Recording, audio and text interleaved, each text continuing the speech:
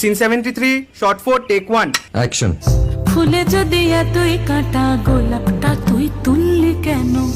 প্রেমে যদি এতই ব্যথা সেই প্রেমে তুই ভুললি কেন? কি গো ডাইরেক্টর সাহেব, আমি তো 60 বলে দিয়েছি, কাট তো আর বলতে পারি না, এবার তুমি কাটটা বলো। Got it. Excellent shot, excellent. অদ্ভুত। ম্যাডাম আপনার সাথে একজন দেখা করতে এসেছে। নমস্কার। নমস্কার। বসুন।